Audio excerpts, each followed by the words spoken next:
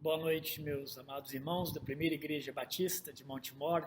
Mais uma vez nós estamos nos encontrando para nós meditarmos na Palavra de Deus, de forma que essa meditação possa produzir em nós enlevo, crescimento espiritual. Os irmãos possam ser ajudados e a igreja seja fortalecida, ela seja mais saudável na sua forma de ver, na sua forma de representar Cristo aqui no mundo.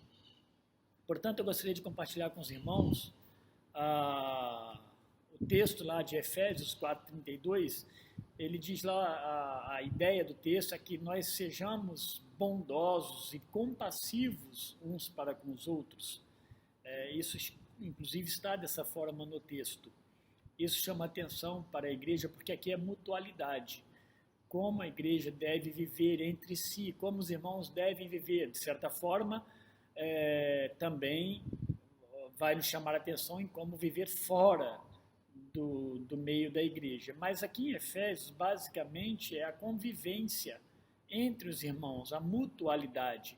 Por isso que o texto vai dizer o seguinte, ali em Efésios 4:32, sejam bondosos e compassivos, a ideia de benignos e misericordiosos, em algumas outras traduções, uns para com os outros, perdoando-se mutuamente, assim como Deus perdoou vocês em Cristo. Enfim, devemos ser bondosos e compassivos.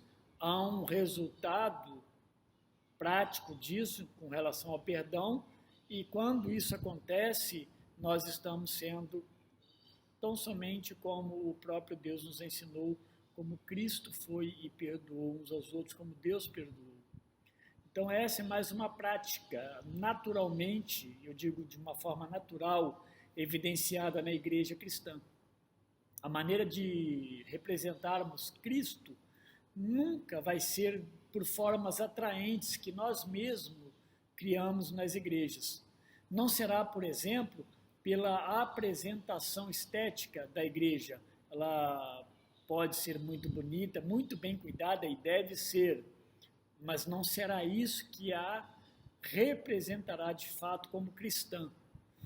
Embora com isso tudo também não estou querendo dizer que essas coisas não devam ser consideradas importantes. Elas são importantes, mas têm o seu lugar.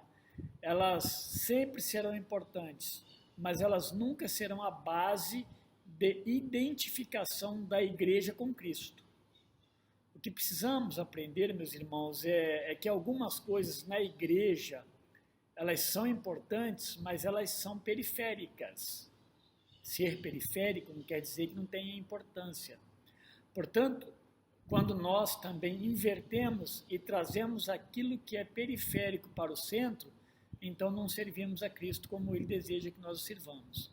Há muitas igrejas fazendo muitas coisas e até mostrando as suas características de construção, de qualidade estética, na verdade, mas isso não mostra o quanto eles são ou não cristãos de fato.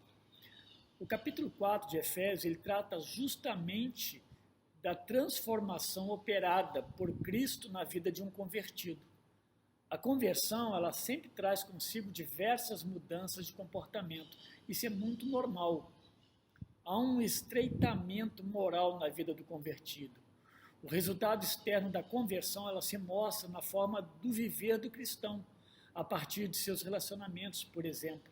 Como ele está se relacionando, ele está mostrando o seu cristianismo. Na maioria dos casos, ele passa a falar diferente, esse convertido. Ele passa a vestir-se diferente. É muito comum. Comer e beber diferente. Se divertir de uma maneira diferente. Trabalhar diferente. E por aí afora. Eu digo diferente porque o mundo ele criou um caminho diferente nessas práticas. E que de fato, não é igual o que Cristo nos ensina. Claro que não é na sua totalidade e em todas as áreas, mas olha, na grande maioria eu diria. Não que isso tudo mude ao mesmo tempo, mas vai acontecer uma mudança porque o Espírito Santo opera em nossa nova vida. Nós somos dirigidos pelo Espírito Santo de Deus. Eu creio que, sendo você um cristão, você está no meio desse operar transformador de Deus. Transformador no sentido de santidade. É isso que Paulo está falando aqui no verso 24, desse mesmo capítulo, quando ele fala desse processo de santificação. Ele diz que vos revistais do novo homem, que segundo Deus é criado em verdadeira justiça e santidade. Ele está falando de mudança, de roupagem nova. E aqui ele está fechando a sessão do capítulo 4, né, cheia de conselhos para a igreja de Éfeso, e quando ele diz que devem tornar-se bondosos e compassivos. Tornar-se é mais apropriado nesse começo do verso e nessa tradução, porque no original, tornar-se traz a ideia de transitar de um ponto, ou melhor ainda, de uma condição para outro ponto, para outra condição. E é isso que acontece na vida do regenerado. Como disse, o Espírito Santo vai operando e implementando essa nova natureza em nós. Por isso, não ser normal cristãos que não apresentam, na verdade, mudança na sua vida, que não gostam de comunhão, cristãos que estão sempre carrancudos, é estranho, não é mesmo? Que não são tocados pelo altruísmo, não convivem bem, não há uma comunicação de alguns cristãos com tudo, uma atenção, um cuidado. Cristo ele não foi assim. Bondade, na verdade, ele é um atributo de Deus que ele compartilhou conosco.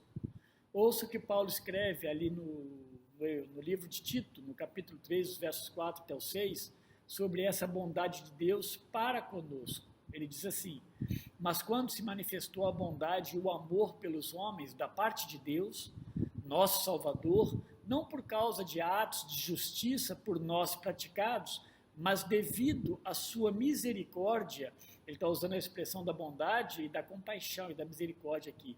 Então, Deus, ele nos salvou pelo lavar regenerador e renovador do Espírito Santo, que ele derramou sobre nós generosamente por meio de Jesus Cristo, nosso Salvador. Olha que coisa maravilhosa. Cristo foi generosamente bondoso e compassivo.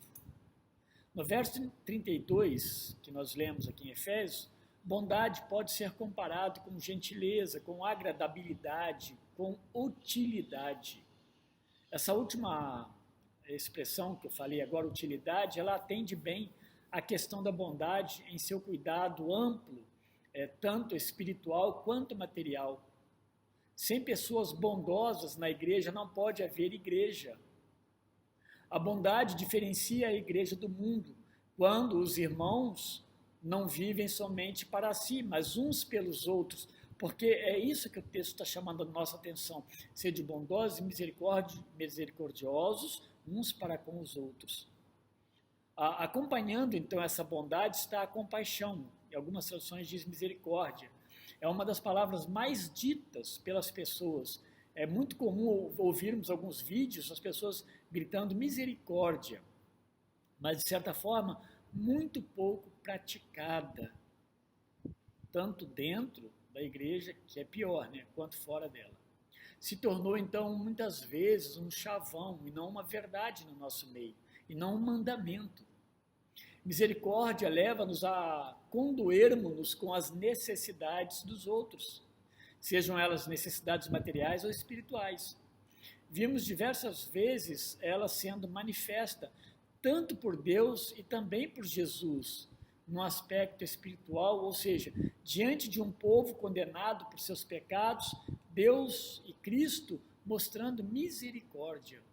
Deus teve misericórdia de Israel.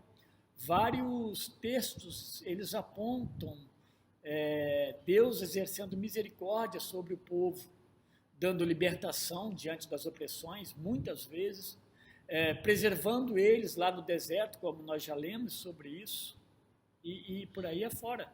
Deus sempre sendo misericordioso. Deus foi misericordioso e compassivo quando ele, diante do pecado de Adão e Eva, ele já anuncia a salvação, a libertação do pecado em Cristo Jesus. Aliás, Lamentações de Jeremias diz que as misericórdias ou as compaixões do Senhor, elas são a razão do homem não ser consumido. Porque Deus é misericordioso, Ele nos salva. Ele nos dá a vida eterna. Deus teve compaixão do pecador ao ponto de enviar Jesus Cristo aqui na terra para salvá-lo. Jesus mesmo se compadeceu do povo, o povo sem salvação. Ali em Mateus 9:36, olha o que ele diz ao contemplar a multidão. Lá diz assim: ao ver as multidões, Jesus sentiu grande compaixão pelas pessoas, pois que estavam aflitas e desamparadas como ovelhas que não têm pastor. Nós precisamos nos compadecer uns pelos outros, uns dos outros, sentir as dores e as aflições verdadeiras. Recentemente nós recebemos notícias do João, passada pelo pastor Fábio, tristes, e nos faz sentir dor, chorar, muitas vezes até por dentro. Outro bebê, outras crianças nos são anunciadas para oração, adultos. Dentro da igreja somos uma família e nós vamos nos encontrar sempre chorando e sentindo compaixão uns pelos outros, e isso nos leva a uma atitude de cuidar, de orar, de falar, de abraçar, de fazer o papel cristão. No corpo de Cristo, isso nos alivia mutuamente, e fora dele, nos leva a anunciar o Evangelho para os não crentes, para que eles sejam também acalentados por Deus e por Cristo. O choro de Jesus na morte de Lázaro, lá em João 9:35, o pastor Fábio pregou recentemente, ele foi de compaixão por causa do pecado que tira a vida do homem, e eternamente, o homem condenado pelo pecado. O texto aqui, no seu final, ele afirma que a bondade e a compaixão, ou misericórdia, vivido dentro da comunidade cristã, acaba alimentando uma outra prática, ou dando oportunidade para uma outra prática, que já citamos em outra oportunidade, em outro estudo, ou seja, o perdão. Desencadeia o perdão dentro da igreja. Se somos bons e compassivos mutuamente, O perdão se torna também de uma forma natural, evidenciado, vivenciado dentro dessa comunidade cristã, dentro desse corpo que eu e você, nós vivemos. Graças a Deus pela igreja. E que bom que a igreja ela pode ser compassiva, bondosa e perdoar. Então, se isso acontece de verdade, a bondade, a misericórdia e o perdão, nós então podemos falar que apesar de imperfeitos por causa do pecado, que ainda nos perturba, nós somos uma igreja cristã saudável, porque nós estamos procedendo conforme o nosso Senhor Jesus Cristo. Assim, então, medite sobre isso, bondade, misericórdia e perdão. Pense nisso, pense na sua vida como crente, como membro do corpo de Cristo. Como está a sua vida nessa área? Onde você se encontra como membro desse corpo? Vamos orar a Deus por isso, para que Deus nos faça uma igreja revestida de bondade e misericórdia. Uma igreja cheia de perdão. Uma igreja que se parece cada vez mais com o Senhor Jesus Cristo. Vamos orar ao nosso Deus e agradecê-lo por nos amar e ter de nós, misericórdia. Oremos. Senhor nosso Deus, bendito seja sempre o nome santo do Senhor. Obrigado, meu Deus, por mostrar bondade e misericórdia de uma forma generosa para conosco. A generosidade, ó Deus, foi além do que nós poderíamos até pensar, porque o Senhor, ó Deus, enviou Jesus Cristo para morrer na cruz do Calvário no nosso lugar. Bendito seja o nome do Senhor. Muito obrigado, Deus. Então, Senhor, em nome de Jesus, a nossa oração é que nos faça, cada um de nós, cada um, Pai, que é servo do Senhor, que é crente, que é transformado, faz-nos bondosos, misericordiosos e perdoadores, Pai, para que a igreja do Senhor expresse no viver aquele que é o nosso Senhor, que é Jesus Cristo. Ajuda-nos, ó Deus, a não somente falarmos, mas a vivermos essas coisas, essas práticas. Ajuda-nos, ó Deus, a sermos melhores, uma igreja saudável, cada dia mais segundo e conforme a Tua vontade. No nome de Jesus, amém. Deus abençoe a todos vocês. Eles dêem um resto de quinta-feira muito bom, revestido da graça do nosso Senhor e Salvador Jesus Cristo.